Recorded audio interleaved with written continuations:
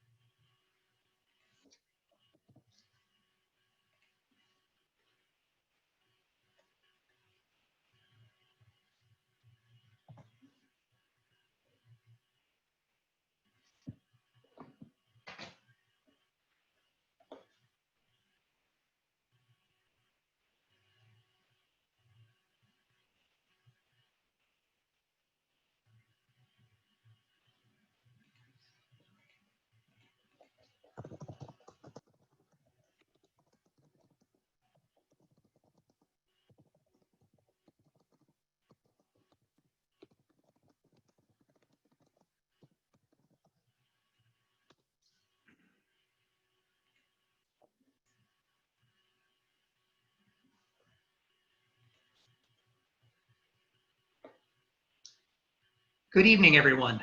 The webinar is about to begin. Thank you for joining us.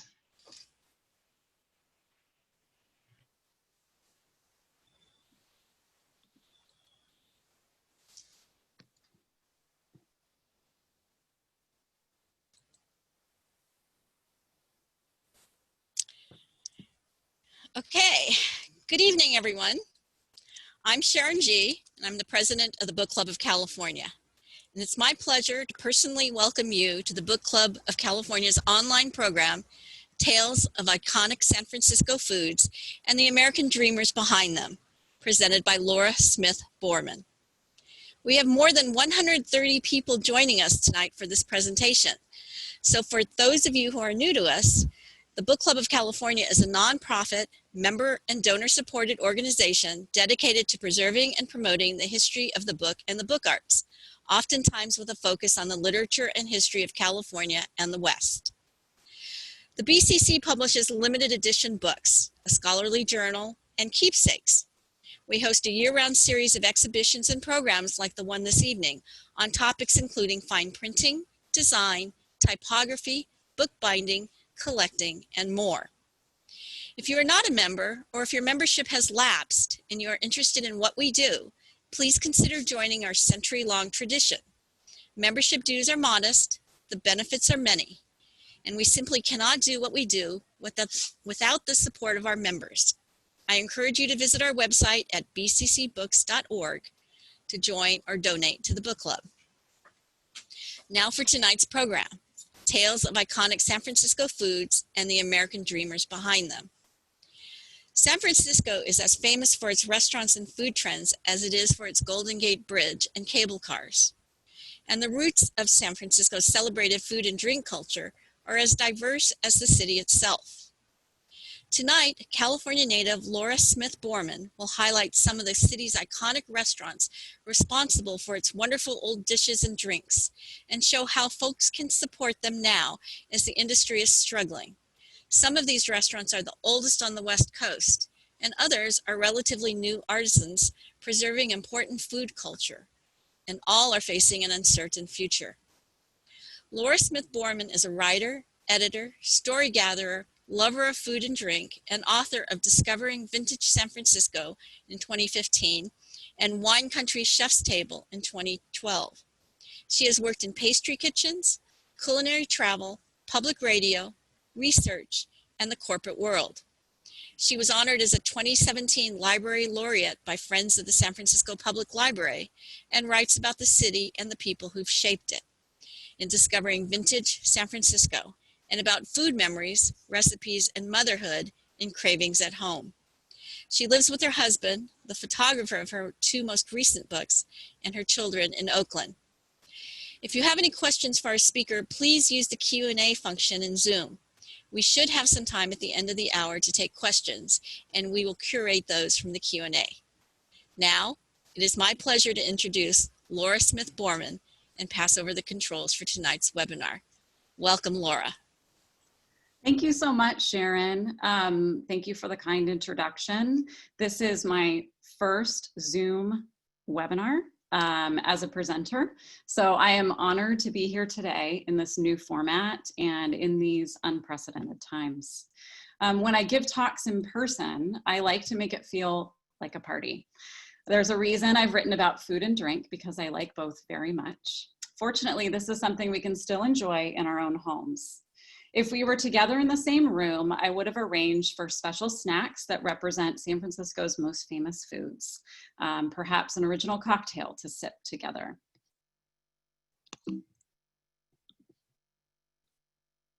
Technical difficulties, just bear with me. As I said, it's my first time doing a Zoom talk like this. Instead today, I'm gonna start with a little demo. We will pretend that we're in this San Francisco saloon. It's unidentified, actually, even by the Historical Society that I procured it from, in the 1800s. So, okay, if you're a cocktail person, you may have mixed this drink countless times at home. But I wanted to make it today because it's considered the king of all cocktails, and its origin story is a debated one, with roots in both San Francisco and across the bay in Martinez. It's the martini. I actually will make a martini here. I wish that I could make you all martinis. Today I'm using Nolet's gin, which is not local, but it is a favorite of mine, and Dolan Dry Vermouth.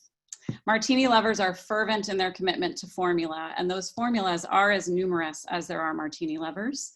Some people like me believe a touch of dry vermouth makes the drink.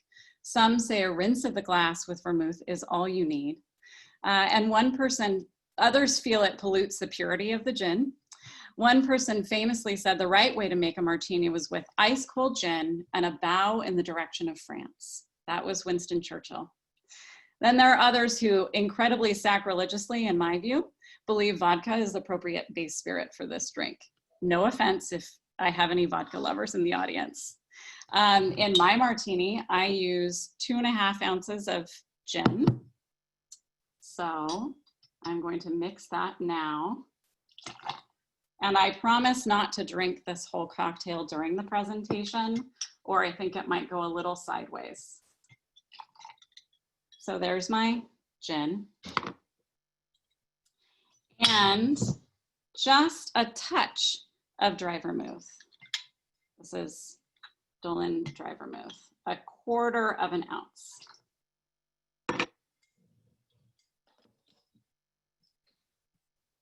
I also really, if I can get a local gin, like something from St. George in Alameda, I enjoy to support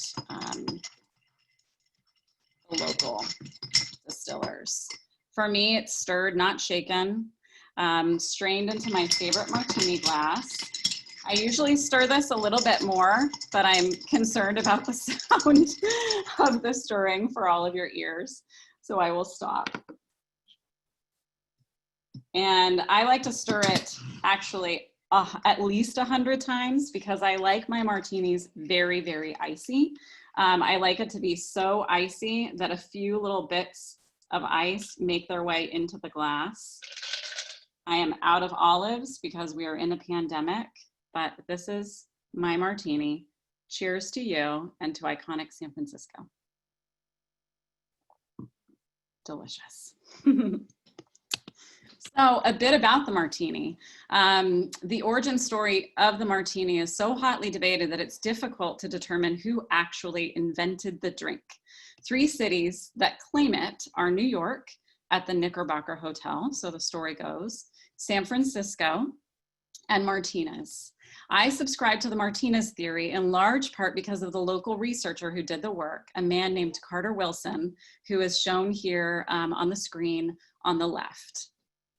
He is a local gentleman in Martinez. The photo on the right is of a famous bar in San Francisco known for its martini, Zam Zam, dubbed the Holy Shrine of the Martini by Herb Caen, and its infamously ornery proprietor, Bruno Mouchet, who sadly passed away just about 20 years ago. The Bay Area theories are like 2 sides of the same coin. Both center around the dream of striking it rich in the gold rush. The San Francisco side says that a gold miner requested a pick-me-up on his way across the bay to Martinez, and thus the cocktail was born. The Martinez side, which has my heart, maybe because I'm an East Bayer, but I also was really captivated by all the research that Carter Wilson and his colleagues did, says that in 1874, a miner entered a bar in the town of Martinez, and plunked a fistful of nuggets on the bar top and asked for something special. Bartender Julio Richelieu whipped up a Martinez special. The drink was 2/3 gin, 1/3 vermouth, and a dash of orange bitters poured over ice.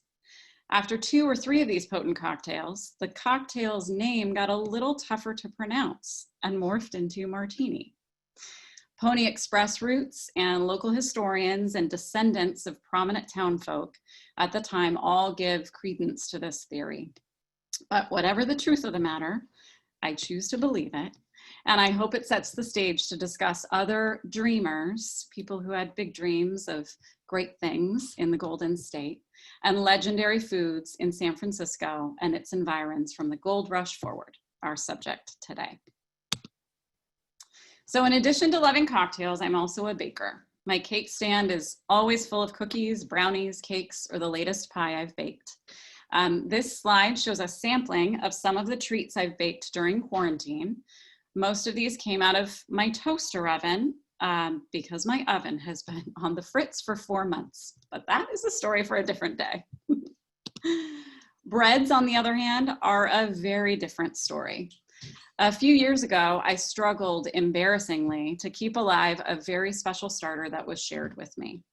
The fact that I overthought how to nurture and feed this bit of starter to the point of its demise taught me about the magic involved in making bread, and how good bread making requires a belief in a dream, a faith that experimenting with nature's wild yeasts and various combinations of flour and water, or perhaps even a piece of fruit, can inspire a little gluey concoction to grow and produce something beautiful in your oven. It's about transformation, a journey. It's about faith, a realization of a dream, and a commitment to sustaining that dream over decades. I am happy to report that I've had greater success with a new starter in quarantine. I've made bread, real life sourdough bread, again in my toaster oven. My dream of freshly baked bread by my own 2 hands is alive and well once again. So I'd like us together to hold that image, that belief in a dream, in creating something out of nothing, and shaping the culture of a city in the process as we talk today. It's really the story of California, of San Francisco, and a few of its most iconic foods and the dreamers that brought them into this world. This photo has long been one of my personal favorites. It was taken by my husband of Tadich Grill several years ago. Sadly, it looks quite strange to me now. All the people sitting so close together. Today, in the time of a global pandemic with restaurants shuttered and facing an uncertain future, many of the places who carry on the tradition of San Francisco's iconic foods are at risk today. And they are at risk not only of losing their business completely, of the folks' livelihoods who are employed there, but along with it, losing their ability to keep food traditions alive for modern San Franciscans and Californians. Some of the city's original foods, in my view, are at risk of slipping off the landscape into the way of history. So I see my role today as one of an evangelist, an activist, if you will, for keeping foods alive, kind of like a good sourdough starter. Back to bread. The famous San Francisco bakery, pronounced even by the bakery itself, boudin. Lots of people have their own way of saying this. With its cafes throughout the city, tells an irresistible story about the origin of San Francisco sourdough. It's full of tragedy and heroism. French immigrant bakers founded boudin in the city in 1849. Boudin's story is that the family matriarch, 50 plus years later, tossed the company's starter into a bucket during the 1906 earthquake and subsequent fires, saving it from ruin and preserving the original flavor and spirit of the bread for decades, even more than a century to come. This is one of the most prevalent sourdough breads in the city today, nestled in most bread baskets on tables at seafood restaurants throughout Fisherman's Wharf, cafes around Union Square, and into local neighborhood cafes. I adore boudin bread. I like it formed into a bread bowl as a vessel for clam chowder. I like its tang. I like its chew. I like all of the special shapes it appears in around the holidays. I like that you can ship it to friends across the country for a taste of San Francisco. And I like visiting the Boudin Museum in Fisherman's Wharf and experiencing the story through its panels and historical pictures while the smell of freshly baked bread wafts through the space. It's so lovely. Nothing will change my personal affection for boudin bread. But it's important to note that around the same time that the Boudin family immigrated from France to America, in fact, the likely reason they came to San Francisco was that the California gold rush was in full swing. Many bakers and other artisans and service providers immigrated in conjunction with the gold rush, providing goods and services to the swelling population in Northern California. And interestingly, Boudin's company history notes that they developed their mother dough from a gold miner starter. The presence of wild yeast in sourdough bread is what led a lot of people to believe that it was in fact gold miners who developed the bread, living in remote areas without a steady supply of goods to their mining camps. The theory goes that they probably figured out how to harness what was in the air to make that special tangy bread. But in fact, the California gold miners did have a steady supply of goods, including things like baking soda. And so it's less likely that they created a bread that relied on the sort of starter we understand today. The brilliant culinary historian, she's local, Erica Peters, posits that it's likely the miners of the Klondike Gold Rush, happening in the late 19th century, but up in Alaska, who were responsible for the tangy bread we know as sourdough. Their mining was in remote areas unserved by a steady supply route. And an exhibit called the Klondike Kitchen at the 1915 World's Fair in San Francisco showed off food from that region. It was only after that fair that written references to the tanginess and sourness of the signature bread in San Francisco showed up in print. So, the dreamers drawn to a chance to make it rich or a shot at a better life, whether they be French baker emigres to San Francisco or gold miners in Alaska or California. It was a belief in possibility and a necessity and harnessing a bit of magic that brought us sourdough bread. So that was our second story of dreamers today. Dreamer story number 3 is about the fortune cookie. This picture was taken at the Golden Gate Fortune Cookie Company in San Francisco's Chinatown several years ago. It was founded in 1962. Cookies there are made by hand, cooked on griddles, and folded by the women seated adjacent to the little carousels. But this little treat at the end of a Chinese takeout meal is not actually Chinese in its origins. Its roots are in Japan. The modern fortune cookie has mythology around it as well, including a dispute between two California bakeries about who was first to introduce the cookie to this country. But history and a mock trial in San Francisco sided with a bakery in San Francisco's Japantown. And because I love this eccentric little sweet shop, I agree. The name of the shop is Benkyodo.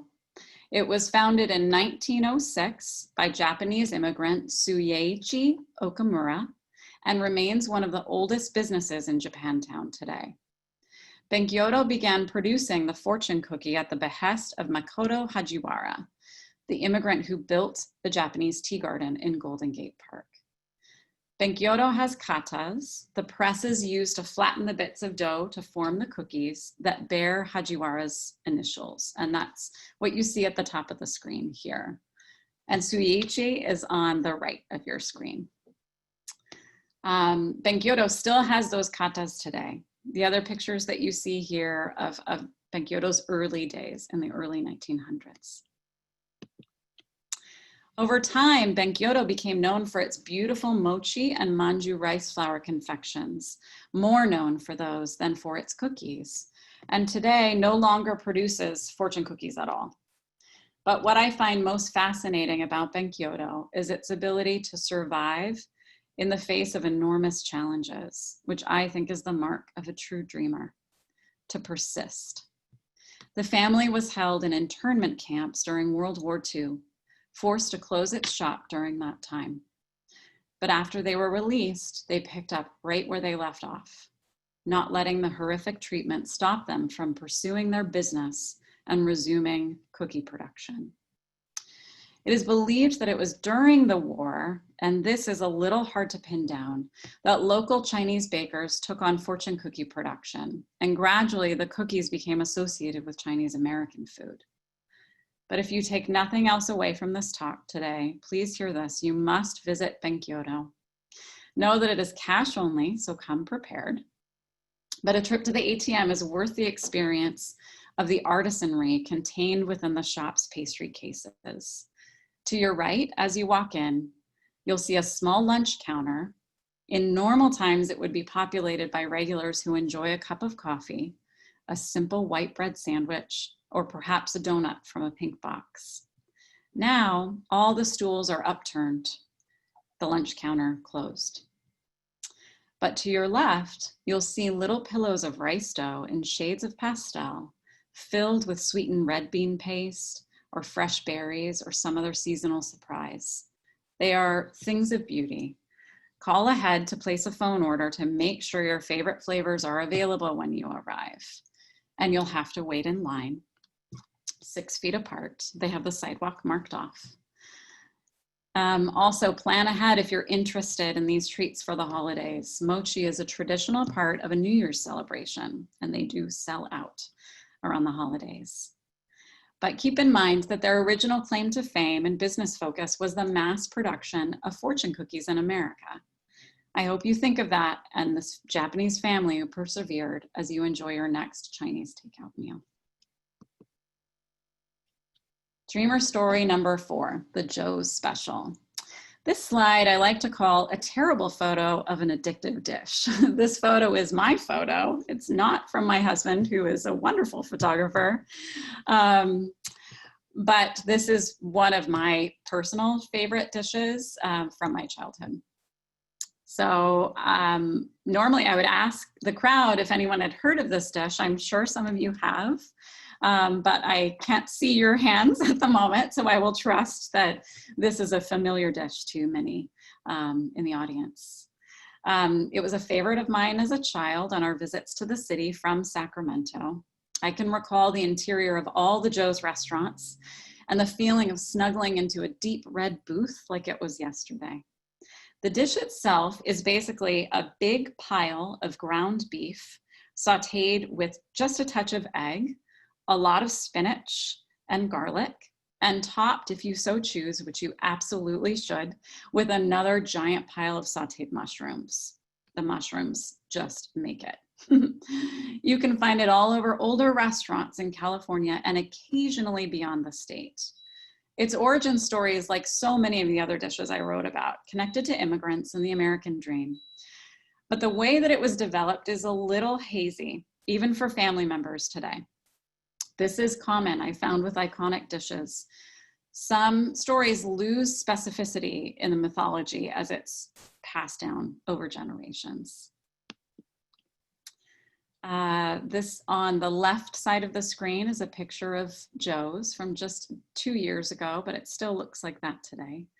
The lovely Marie Dugan is the matriarch of Original Joe's today. Here she is on the left, showing me family photos mounted on the wall at the North Beach restaurant. Even she isn't totally sure about how the dish was developed in the 1920s. But the most credible theory has to do with a late night meal for a musician dining at its predecessor restaurant called New Joe's. By the way, the history of the place itself and all of the Joe's iterations is a little confusing. The musician wanted a heartier version of a spinach omelet. So the cook at the time added hamburger meat and launched the eventually famous dish. There are many variations of the Joe's special, depending on where you order it, some heavier on the egg, but my favorite is the original, had at Original Joe's, with a mountain of the sauteed mushrooms and a very cold martini, of course. Another San Francisco Bay Area classic. The family story tracks along the lines of the traditional story of the immigrant as well. Though Dugan is clear to point out that her father, a Croatian immigrant, Ante Toni Roden, didn't really have a vision. His vision, quote, was not to starve. He moved to the city in his 20s after working in the galley kitchen as a merchant marine during World War I. He worked in a restaurant named Luca in what became North Beach. And after that, at a friend's lunch counter called Joe's Lunch. This is where the Joe's concept began. The friends then opened a full-service restaurant and called it New Joe's, after the lunch counter. This is the one I remember most as a child. After a falling out, the group splintered, and Marie's dad opened Original Joe's, kind of a poke in the eye at the former partners that he was part of the original concept. The restaurant has remained in the family, a truly generational business, and manages to be both a wonderful family restaurant and a great spot for couples or single diners. Joe's prides itself on being a restaurant for the city's people, no matter who you are, and at its previous location in the Tenderloin before a fire forced a relocation to North Beach, to the same corner where Marie's father had once lived, notably, had a famous counter that underscored that point. Marie was so inspired by this counter and its diverse patrons, she wrote a poem about it more than 30 years ago. That poem is now framed on the restaurant's wall, and I'd like to read it for you today. There's a counter in the city in a dicey part of town. It's had clients through the decades who've come from all around.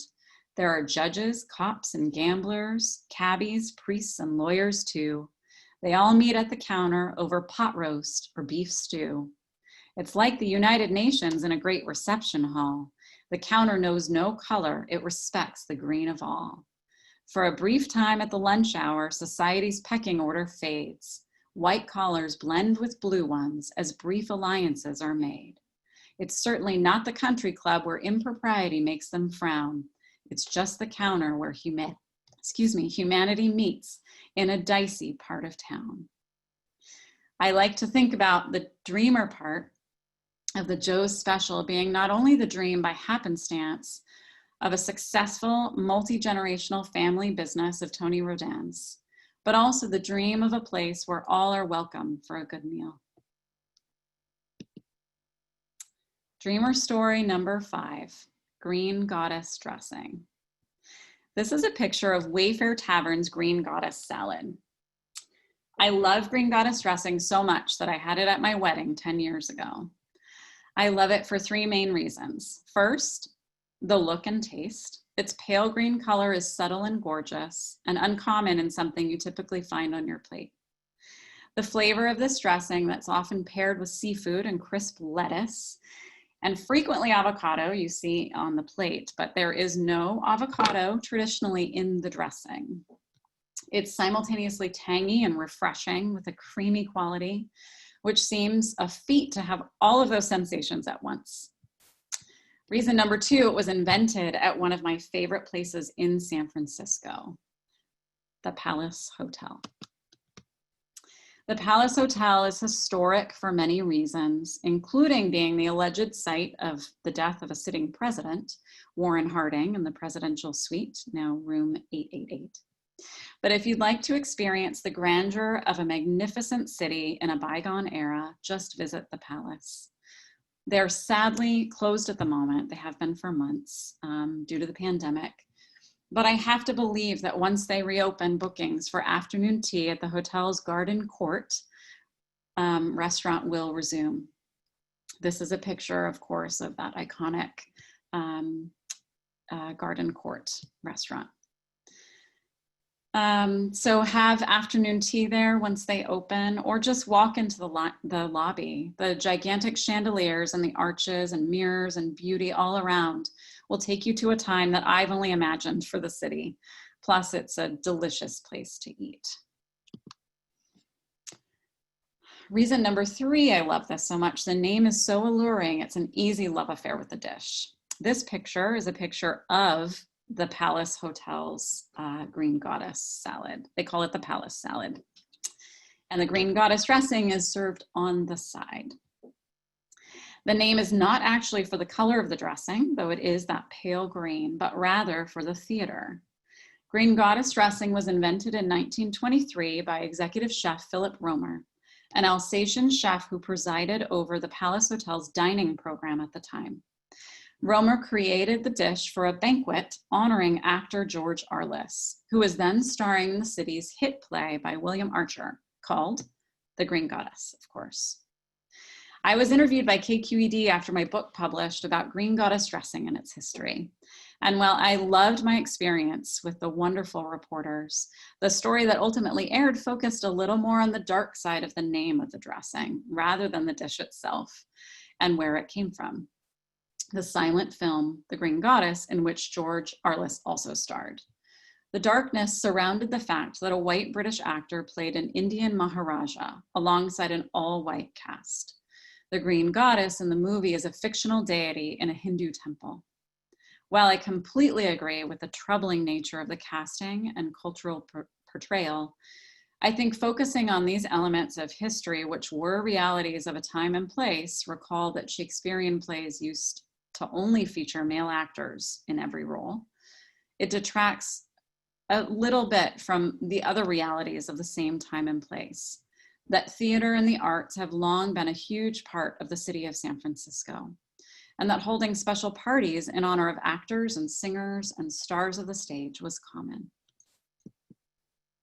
The Palace Hotel also lays claim to the origin of chicken tetrazzini, which many of us know more as turkey tetrazzini, but it was originally chicken. Purportedly created by an earlier hotel chef in honor of the famous Italian opera singer, Luisa Tetrazzini, seen here in white. She famously performed for the people, quote unquote, for the people, outside the Chronicle building in 1910.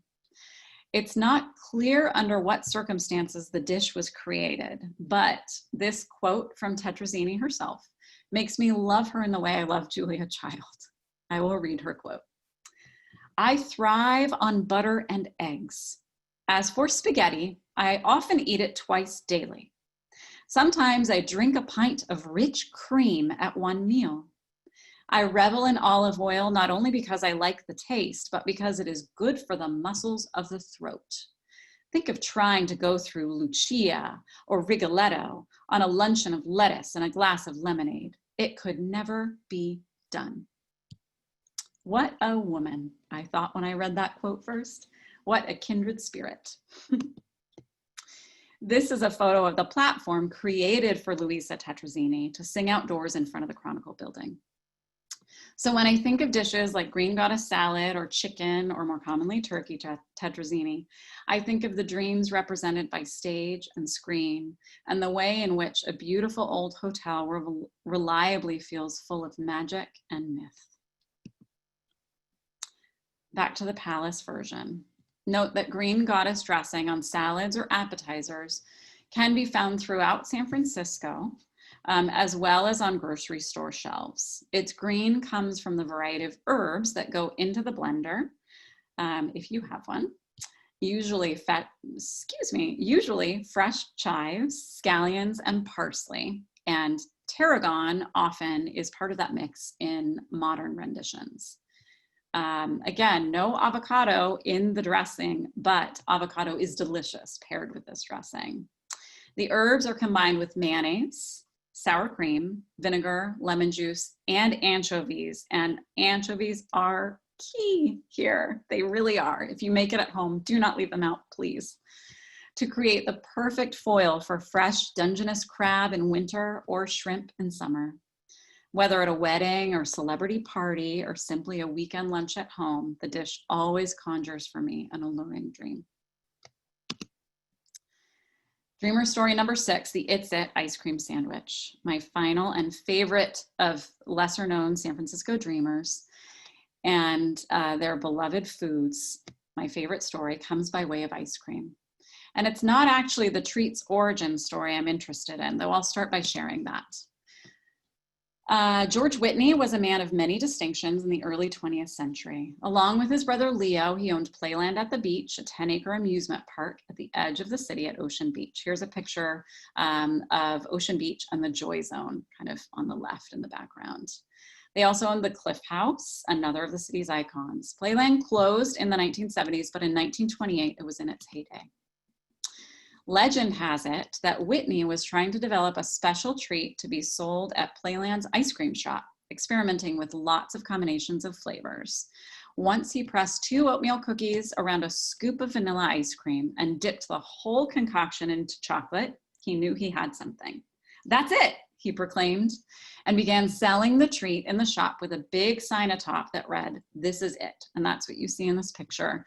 This is actually on the It's It company's website with a shot of the 2 old Playland tickets. This is a picture of a painting at the It's It shop, factory shop today. Around the time of Playland's closure, another local family ran a much smaller but successful in its way business of their own.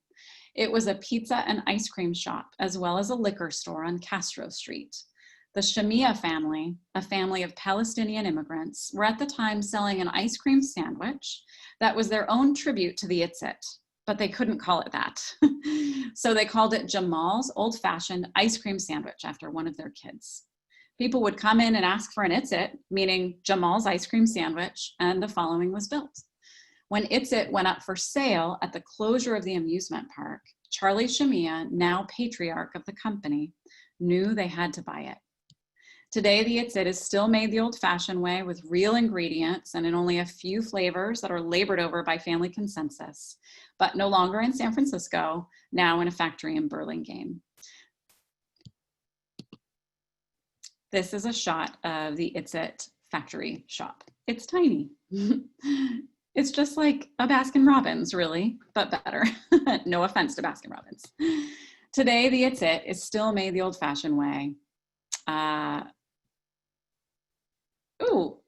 repeating myself. The Shamias have only added a couple of flavors over their more than 40 years owning the company. There are just 7 flavors total. Each flavor is unique and addictive. My favorite is mint, followed closely by cappuccino. They don't advertise, they don't sell their product everywhere, yet they have a devoted customer base. Some people even have served towers of It's It's at their wedding. Interviewing the family, this is another picture from that factory shop. And interviewing Charlie himself made me love the treat I'd been devoted to since childhood even more. I was charmed by their passion for the product and by the fact that such a quintessential American treat, an ice cream sandwich, was saved from near loss by a family of Palestinian immigrants. It's a beautiful American dream in my book. So I'd now like to do a lightning round, sort of these foods, and I'll mention a couple others, focused now on restaurants and bars that serve them. And I'll mention how you can help to keep them alive as the restaurants and the people who make them are facing one of the biggest challenges of their business. First up, Sam's Grill. Sam has my heart, totally. Sam's Grill, and now the adjacent tavern that you see in this picture. Tavern is to the right, Sam's is on the corner. On Belden Place is one of the most special and oldest classic restaurants in the city and 5th oldest in the United States. Opened in 1867, only slightly younger than Tadich. Sam's now offers patio dining and a takeout after being closed for some time during the pandemic, a takeout of a truncated but still very hearty, very worthy menu, including beautiful fish dishes like Petrali sole. I think they do it best. Petrali is a real city treasure. You can also get green goddess, or I didn't talk about it today because of timing, but Louis salads laden with fresh seafood, and a gorgeous classic cioppino. One of the greatest developments, in my view, to come out of a pandemic situation is that a lot of restaurants are doing takeout cocktails during shelter in place. And cocktail-wise, Sam's Perfect Martini, made with the local Bummer and Lazarus gin, is available to go. Dine on the patio or put together a greatest hits menu, pick it up, take it home to your own dining room. Hang your hat on the wall and pretend that you're actually at Sam's. The restaurant, like many others, also organized a GoFundMe campaign to support employee health insurance and meals during the pandemic. And we can share the link to that afterwards, if possible. It's still open for donations if you like to support that. Back to this beautiful shot of Tadich Grill. Tadich is the oldest restaurant in San Francisco and one of the oldest on the West Coast. They serve a perfect version of a quintessential San Francisco dish, cioppino. This is Tadich Grill's cioppino. Cioppino is really synonymous with San Francisco. It was born on the boats and adjacent docks of the city's Italian fishermen. The Tadich version comes with slices of crusty sourdough toast on top, seafood piled so high that it rises above the broth, as you can see in this beautiful shot taken by my husband. You can pick up the stew curbside, or you can have it delivered to your door nationwide. So consider that. Tadich also has a GoFundMe to support its employees. And shifting gears to a modern restaurateur, but keeping in your mind cioppino. In the book, I was fortunate enough to include Michael Mina's recipe for cioppino. It's his mother-in-law's recipe, actually. The modern restaurateur has also been affected by the pandemic in a significant way, furloughing many of its staff, shuttering restaurants across the country temporarily. But it has also pivoted in an incredible way. In the city, Mina offers a takeout meal option that specifically supports the group's employee meal program to keep its restaurant family fed, to keep the family meal going. They also have an eclectic takeout menu with special menus over the holidays. They did a special menu for 4th of July. So you can have a very elegant and delicious experience at home. Now to cocktails for a moment. 15 Romolo is a wonderful modern bar with a passion for local history. This 20-year-old bar occupies the former space of the Basque Hotel on Romolo Place in North Beach and represents a time when the Basque population in the city was significant.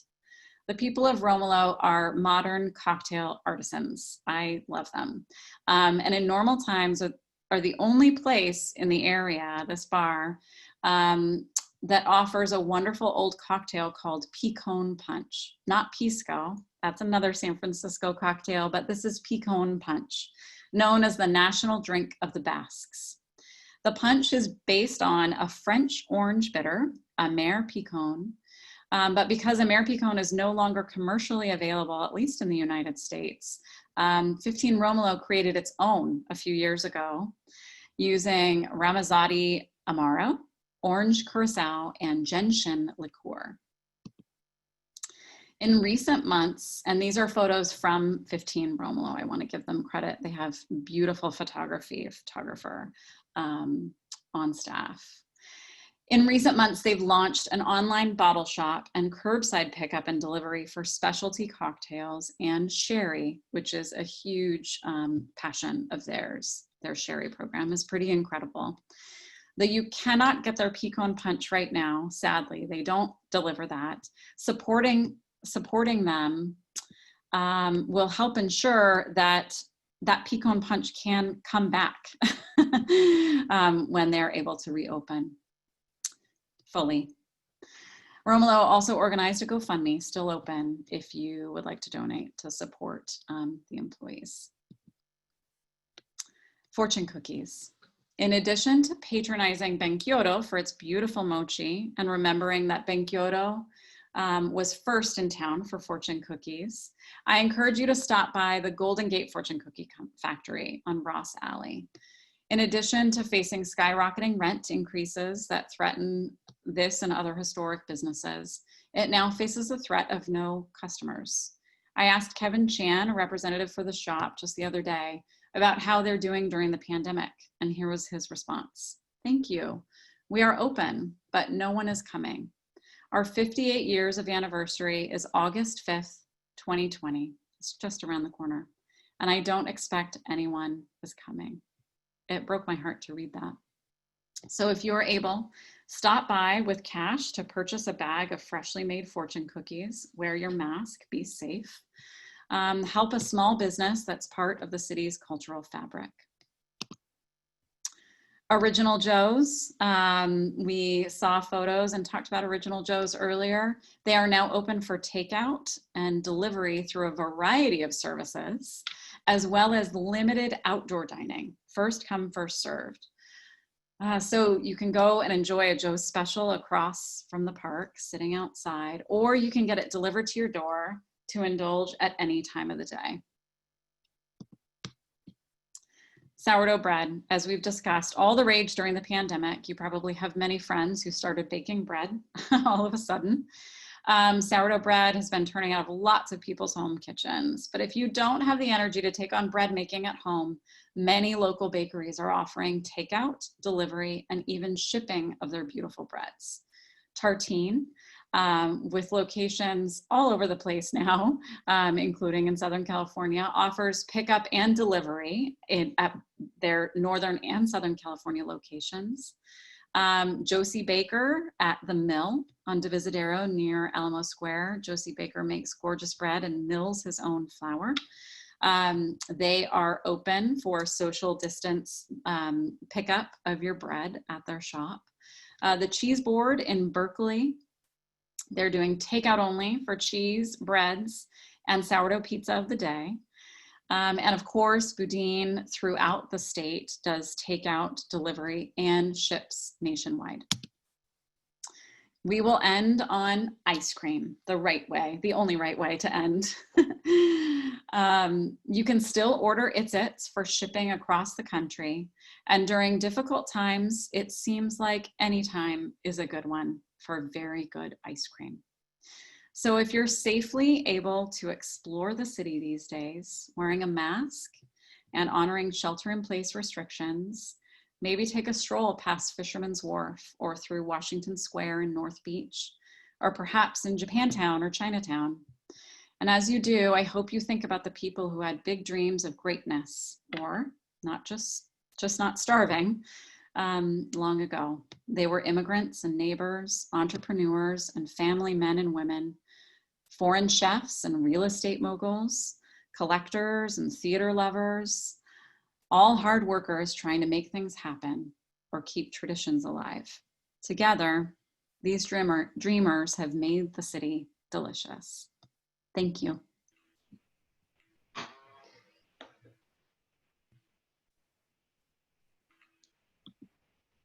I'm back. I was waiting for my video to come on. Laura, that was so terrific.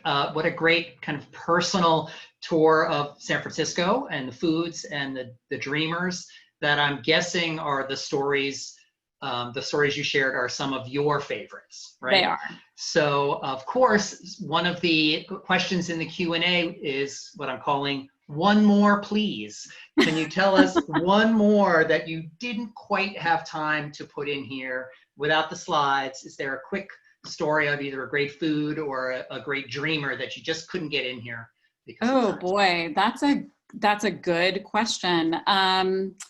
There are so many. Of course, I didn't talk about Irish coffee, but the Buena Vista Cafe is also a local treasure. And Irish coffee is not technically San Franciscan, but it's an import. But the Buena Vista has really kind of adopted and made this drink like a city cocktail that I find to be perfect at any time of day. And the Buena Vista is open. I believe that they have patio seating kind of spilling onto the sidewalk and into the street. And I know that they were doing takeout Irish coffees for some time. That's a great one. I love that one. I had a second question queued up for the Q&A, but that actually leads to this other question that was in the Q&A was, are there any kind of famous rivals or copies that are outside of San Francisco of what are considered iconic San Francisco foods or drinks? Ooh. Like the Irish coffee is one, right? Right. Well, a lot of people, I mean, even bringing up the martini, I always feel like I'm going to be, sort of strung up for that because people are very particular about their beliefs on the martini.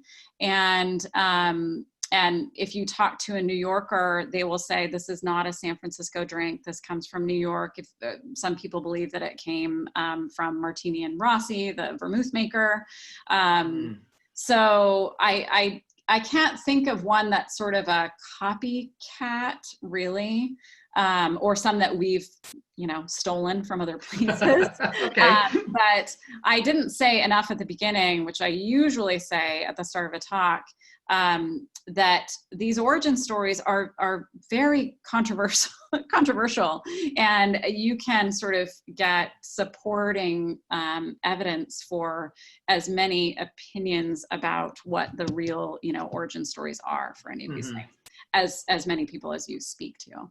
Well, you must be looking at my Q&A notes here, because one of the questions that one or two people asked are like, what are your methods of research? Like, how do you kind of suss out the true story behind some of these? Sure. Yeah.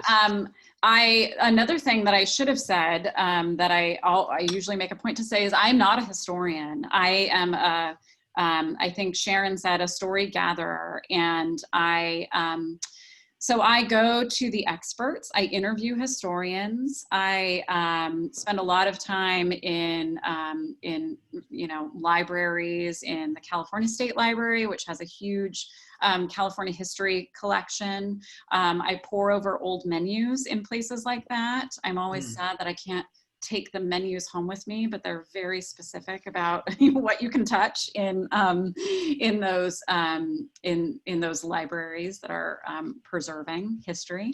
And I just talk to a lot of people.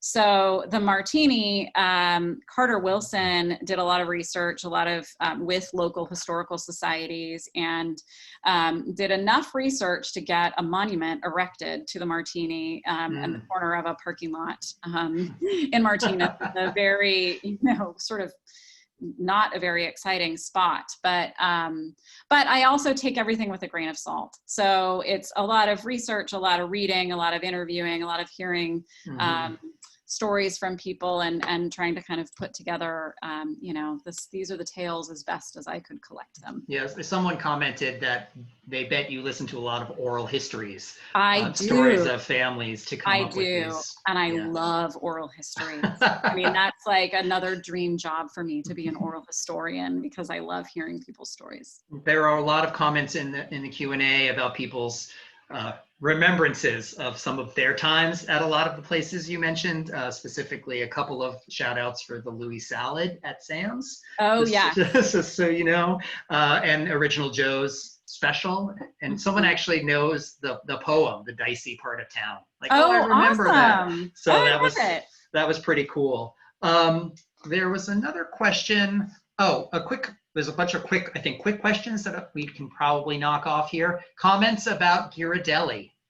That didn't make it into your presentation, probably because of time, but it is an iconic San Francisco food and location. Yeah, it is. And, so the two books that I had written about sort of classic San Francisco, this most recent one focused on dishes that are said to have originated in San Francisco or the surrounding area. And the one before that, Discovering Vintage San Francisco, was really focused on businesses. But even in the one on businesses, there's such a long list of these special places that I had to, rule some out. The reason I didn't talk about Ghirardelli in this book is Ghirardelli didn't invent chocolate.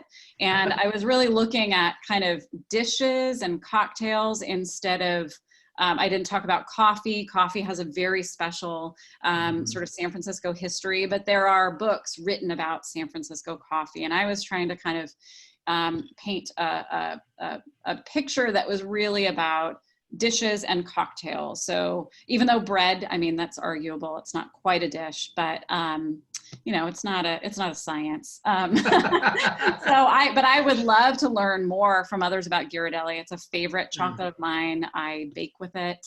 It's a wonderful place, a wonderful business. Well, speaking of dishes, there were a couple of comments in the Q&A about everyone's favorite rice-a-roni. Yes, I know. And that's actually a really fascinating story. Again, I did not include that. It is a San Francisco treat. The culinary historian, Erica Peters, that I mentioned earlier, and I've interviewed her a number of times, and she's appeared on panels with me. She is fabulous and brilliant. Rice-a-roni is her favorite. Well, I don't know. I don't want to put words in her mouth, but she's a great passion about rice-a-roni because it is the story of, and I'm not going to get the specifics right, but it is a real sort of piecing together of two cultures that I think a young woman did to sort of honor her in-laws. I'd have to look through my notes and read Erica's book for that, but it's a San Francisco original for sure. There's a question about drinking the Devil's Acre. Do you know Duggan McDonald's book? I do, yes. I interviewed him by email, actually, for this a long time ago. Again, brilliant. And so because San Francisco food and drink history is, you can go very deep and very sort of hyper local, which is what Duggan McDonald did. And I chose to kind of, be a little broader, but he's a brilliant guy. And I am aware of his book. Well, he did a talk for us. Awesome. Could have been 2018, maybe 2019. We actually are also going to be doing a talk, Monica Trobitz, on coffee, the Bay Area coffee. So you've mentioned a couple of the things that are kind of in the book club's radar on our plate. So that's great. Yeah, she's brilliant. I've also spoken with her. We are on a panel together, and she has so much energy and so much knowledge about coffee.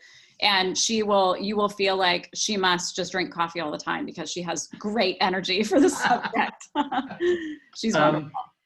So there are a couple of questions about maybe the book club providing the list of some of the restaurants and establishments you've mentioned. So I'm going to follow up with you about that. Great, sure. And then also maybe the list of some of the places that are doing GoFundMe campaigns or Indiegogo campaigns, because I think people are interested in helping out in that way. So I'm going to follow up with you to get those pieces of information to send them out to everybody. Sure. But there is that one question, which is, because this whole kind of presentation is about, the current environment that we're in and like how to support these great establishments. Do you see any kind of new foods or new dreamers that are kind of coming to light now because of the global pandemic, right? Is this going to usher in like a whole new wave of new entrepreneurs and new dreamers and new I hope so. I mean, great dreams are often born out of hardship, and great dreams are born to sort of meet great challenges. And this is not kind of a new dish or a new drink, but I did mention the take-home cocktails. I mean, I never thought that you could have cocktails delivered to your house, or you could walk out of a restaurant with a bottle of 4 servings of a cocktail that you could sort of have in your own living room. Right. That's something that that has happened just now. I also didn't talk about it, but something really interesting I've seen, and probably a lot of other folks have, as well as a lot of the restaurants are also offering pantry goods, because they are not able to kind of work through all of their supplies. And it's a very savvy way to have them make a little bit of money and also, not have food spoil and meet the need that people have for being home and needing supplies. I purchased bread flour through a favorite restaurant in Oakland because they had flour when no one else did. So there are things like that. And I'm sure things that I, haven't seen, but have yet to imagine that will come out of this time. I had a friend, I think, probably got their baking flour from the same place you'd got it. At Probably. The same time. Yeah, in Oakland. Yeah. Yes. So there have been a number of comments and questions about, are we recording this webinar? And we are. We are figuring out now how to make that available to members and guests who couldn't attend the live webinar. So we'll be sharing news about how you can rewatch this webinar or share it with those who weren't able to attend today. And again, let's see, quick question. The martini and the Vesper, are they cousins? Are they related? I think they're related. I haven't done a lot of research into the Vesper, though it is a favorite drink. All that I've been able to find is its links to James Bond. So I don't have the history on that, but they are certainly, it is a style of martini. It is for folks who might find a traditional martini a little too sharp. It's rounder and a little sweeter, but very balanced. It has Lillet, just a tiny bit of Lillet, and vodka along with the gin. It is delightful. You should all, well, not you should all, I don't know if I have drinkers on the line, but I would highly recommend having a Vesper, a style of martini, yes. Right, well, you've convinced me. I'm happy to take your advice and do that. So we're a little after 6 o'clock here, and this is where we usually wrap up. So I'm going to thank you, Laura, for this great presentation. For having me. There's a lot of terrific comments about all the stories you shared, people asking for more from the book club of this type of presentation of webinar. So we will try to do that. And thank you all for attending this Book Club of California program. We really appreciate having you here. We invite you to join us for our next online program, which is Landscapes and Landmarks of the Great Central Valley. It'll be Monday, July 27th, a week from today, from 5 to about 6:15 p.m. here on Zoom. It's going to be a live online presentation by Pat Hunter, who is an artist, and Janice Stevens, who's an author. They have collaborated on a book called Landscapes and Landmarks of the Great Central Valley. You can register for this event online at bccbooks.org/programs, or using the link in the weekly programs emails that you may be receiving from the book club. If you're not getting those programs emails, you should go to the book club's website and sign up for our weekly emails. Thank you everyone for joining us. We hope you had a terrific time at this webinar. I hope you have a wonderful evening. Be well and stay safe. Thanks. Thank you. Cheers.